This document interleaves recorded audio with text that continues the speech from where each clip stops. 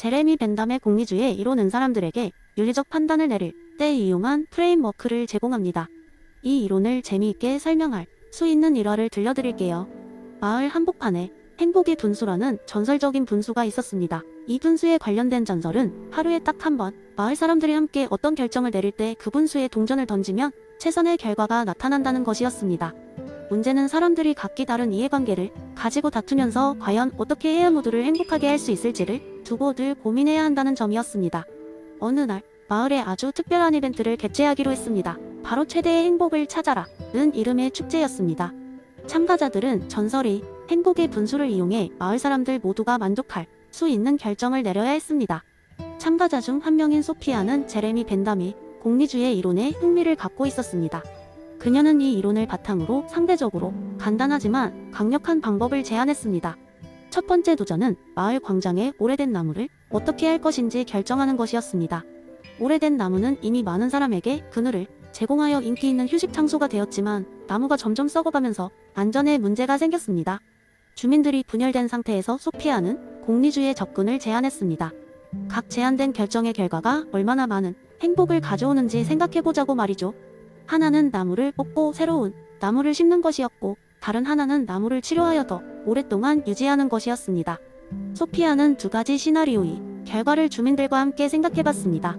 나무를 뽑고 새로운 나무를 심는 경우 초기 비용이 들고 일부 주민이 잠시 동안 그늘을 잃겠지만 향후 세대에게 더 안전하고 건강한 환경을 제공할 수 있었습니다. 반면에 나무를 치료하는 데 드는 비용은 상대적으로 적었지만 나중에 더욱 심각한 안전 문제가 발생할 가능성이 컸습니다. 토론 끝에 주민들은 행복의 분수 앞에서 소피아의 제안대로 표를 던졌고 결과적으로 더 많은 사람들에게 장기적인 이익을 주는 결정이 내려졌습니다. 나무는 새로 심기로 결정되었고 마을은 새로운 미래를 준비했습니다. 이런 방식으로 소피아는 공리주의적 접근이 단지 개인이 아닌 공동체 전체에 얼마나 중요한지를 보여주었습니다. 이 과정에서 사람들은 자신의 결정에 가져올 수 있는 다양한 결과를 심사숙고하게 되었고 이는 곧 마을 전체의 행복을 증진시키는 밑거름이 되었습니다. 행복의 분수 앞에서의 경험을 통해 마을 사람들 모두는 공리주의의 가치를 몸소 체감할 수 있었고 그들의 결정이 단순한 개인의 이익을 넘어 공동체의 이익으로 확대될 수 있음을 배웠습니다. 이렇게 소피아의 이야기와 공리주의의 교훈은 오래도록 전해지며 마을 사람들에게 매번 중요한 결정을 내릴 때마다 그들의 머릿속에서 다시금 울려 퍼졌습니다. 마을은 점점 더 화합하고 모두가 더 큰 행복을 추구하는 공동체로 발전할 수 있었습니다. 두 번째 이야기, 옛날 옛적 한 마을의인과의 마법사가 불리는 노인이 살고 있었습니다. 그는 마을 사람들에게 인과관계의 비밀을 풀어준다고 소문이 났으며 그가 하는 말은 언제나 사람들이 길을 좀 더 세우게 만들었습니다. 하루는 젊은 농부가 노인을 찾아왔습니다. 마법사님, 저는 매일 아침 닭이 울면 해가 뜨는 것을 봅니다. 그래서 닭이 울어야 해가 뜨는 것이 분명하다고 생각합니다. 그래서 내일 아침 닭이 울기를 기다리는데 정말 그렇게 생각해도 되는 걸까요? 노인은 젊은 농부의 말을 듣더니 미소를 지으며 대답했습니다. 젊은이여, 데이비드 휴미라는 철학자를 들어본 적이 있는가? 그분은 인과관계란 우리가 습관으로 받아들이는 것에 불과하며 필연적이지 않다고 하셨다네. 다시 말해, 내가 매일 아침 닭이 울고 해가 뜨는 것을 보았다고 해서 닭의 울음이 해의 등장을 이끌어낸다고 생각할 수도 있지만 그것은 단지 우리의 경험에서 형성된 믿음일 뿐이지. 농부는 혼란스러워하며 물었습니다. 그렇다면 닭이 울지 않으면 해가 뜨지 않을 수도 있단 말인가요? 노인은 천천히 고개를 저었습니다. 그럴 가능성도 있지만 그것을 우리 경험으로 확인할 수 없을 뿐이네. 중요한 것은 인과관계를 무조건적으로 받아들이지 않고 항상 새로운 가능성을 열어두는 것이라네. 농부는 여전히 반신반의했지만 호기심에 노인의 말을 마음에 새기고 돌아갔습니다. 그날 저녁, 농부는 무언가를 실험해보기로 결심했습니다. 그는 닭장을 조용히 찾아가 닭들에게 귀여운 모자를 씌우고 그들이 아침에 울지 못하도록 했습니다. 다음날 아침, 농부는 기대감과 불안이 뒤섞인 마음으로 하늘을 올려다보았습니다. 놀랍게도 닭이 울지 않았음에도 해는 어김없이 동쪽에서 떠올랐습니다. 농부는 뭔가 깨달은 듯한 표정으로 웃음을 터뜨렸습니다. 그는 서둘러 마을 사람들에게 달려가 이 이야기를 전했습니다. 여러분, 닭이 울지 않아도 해는 뜹니다. 우리는 닭의 울음과 해의 뜸을 짓기에 너무 서두른 것일지도 모릅니다. 마을 사람들은 농부의 이야기에 크게 웃으며 휴미 인과관계 회의론의 진리를 한층 더 깊이 이해하게 되었습니다. 때로는 우리의 일상 속단 연함에 도전해보는 용기가 우리의 지혜를 더 크게 만들어 줄지도 모릅니다. 이 사건 이후로 마을 사람들은 일상적인 인과관계에 대해 의문을 품으며 항상 열린 마음으로 세상을 바라보기 시작했습니다. 결국 진정한 지혜는 매일 아침 새로운 질문을 던지는 데서 시작되는 것이니까요. 세 번째 이야기, 옛날 옛적 어느 작은 마을에 토마스라는 한 철학자가 살고 있었습니다. 그는 자연법에 대한 깊은 이해를 가진 인물이었고 마을 사람들은 그의 지혜를 존경했습니다. 그날도 어김없이 토마스는 마을 광장에서 사람들을 모아놓고 자연법에 대한 강연을 준비하고 있었습니다.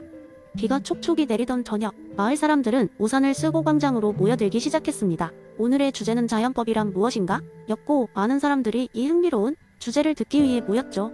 토마스는 그들의 기대에 부응하기 위해 준비한 썰을 풀기 시작했습니다.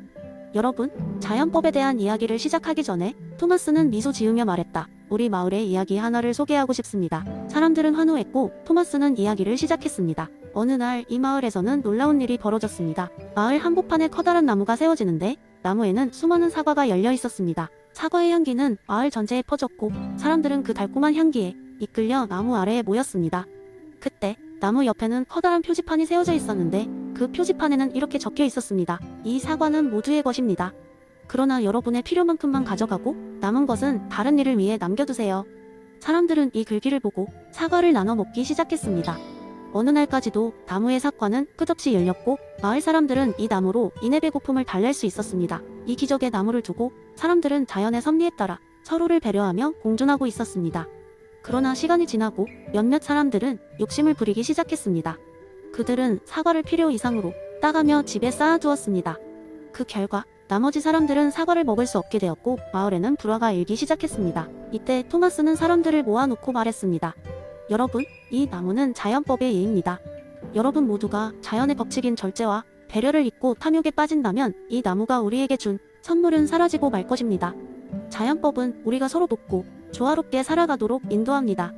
그것은 신의 영원한 법의 일부이며 우리가 진정 따라야 할 길을 제시합니다. 토마스의 지혜로운 말에 마을 사람들은 깊이 반성하게 되었고 다시 자연의 섭리를 존중하며 사과를 나누기 시작했습니다. 그 결과 마을 사람들은 이전보다 더 가까워졌고 나무를 중심으로 더욱 화합하게 되었습니다. 토마스는 이 이야기를 마치고 사람들에게 다시 한번 자연법의 중요성을 강조했습니다. 자연법은 여러분의 마음속에 있습니다. 그것을 따르려는 노력이야말로 우리 모두가 진정 추구해야 할 길입니다. 그날의 썰은 마을 사람들에게 큰 감명을 주었고 그들은 자연법을 통해 서로 존중하고 조화롭게 살아가기로 마음먹었습니다. 토마스의 이야기는 오랫동안 사람들 사이에서 회자되었고 그는 그날의 강연으로 인해 더욱 존경받는 인물이 되었습니다. 네 번째 이야기, 어느 작은 마을이 있었습니다. 이 마을은 평화롭기로 유명했지만 사람들은 언젠가부터 서로 사소한 일로 다투기 시작했습니다. 왜냐하면 마을에 큰 사과나무가 있었고 그 나무에서 떨어진 사과를 누가 먼저 가질 것인가를 두고 매일같이 싸움이 벌어졌기 때문입니다. 사람들은 서로 자신의 권리를 주장하며 싸웠고 점점 마을은 혼란에 빠져들었습니다. 그러던 어느 날 마을에 한 원로가 먼지 쌓인 책을 하나 들고 나타났습니다. 책은 토마스 홉스의 리바이어던이었습니다. 그는 마을 주민들에게 책 속의 사회계약론에 대해 설명하기 시작했습니다. 모두가 자신을 위해 싸운다면 결국 우리는 아무것도 남지 않게 될 것입니다. 이 혼란을 멈추기 위해서는 우리 모두가 동의할 수 있는 새로운 규칙이 필요합니다. 원로는 거대한 리바이어던을 언급하며 그 존재가 바로 우리 마을의 평화를 가져다 줄 것이라고 주장했습니다. 마을 사람들은 수군거리기 시작했습니다. 리바이어던? 그게 도대체 뭐야? 하지만 호기심과 희망이 엉킨 눈빛으로 그들은 원로의 말에 귀를 기울였습니다. 결국 사람들은 서로의 권리를 포기하고 매주 모두 모여 공정하게 사과를 나누기로 결정했습니다. 이를 위해 그들은 신뢰할 수 있는 한 사람을 선출해 모든 과정을 감독하도록 했습니다. 이 인물이 바로 그들의 리바이어던이었습니다. 하지만 이 리바이어던이 조금 별난 사람이었습니다. 그는 사과를 단순히 나누는 것만으로 만족하지 않았습니다. 그는 매주 사과를 가져가기 전에 사람들에게 그 주위에 재미있는 일화나 농담을 한 가지씩 이야기하게 했습니다. 이는 사람들 사이의 긴장을 풀어주었고 마을에는 다시 웃음소리가 넘쳐나기 시작했습니다. 그렇게 사회계약에 따라 매주 사과를 나누고 사람들은 함께 웃고 이야기를 나누는 시간을 가졌습니다. 그리고 어느새 그들은 홉스의 사회계약이 단순히 질서를 유지하는 것 이상의 의미가 있음을 깨달았습니다. 사람들은 더 이상 사과를 두고 싸우지 않았고 마을은 다시 평화로워졌습니다. 이 마을 이야기는 그저 홉스의 이론이 책 속에만 머무는 것이 아니라 실제로 사람들 사이에서 어떻게 구현될 수 있는지를 보여주는 하나의 사례일 뿐입니다. 그리고 이 이야기를 통해 사람들은 사회계약이란 것이 단순히 개인의 자유를 포기하는 것이 아니라 더 큰 공동체의 행복과 평화를 위한 것임을 알게 되었습니다. 그리고 이 모든 것이 리바이어던이라는 이름 아래 웃음을 통한 평화라는 멋진 결과로 이어졌습니다.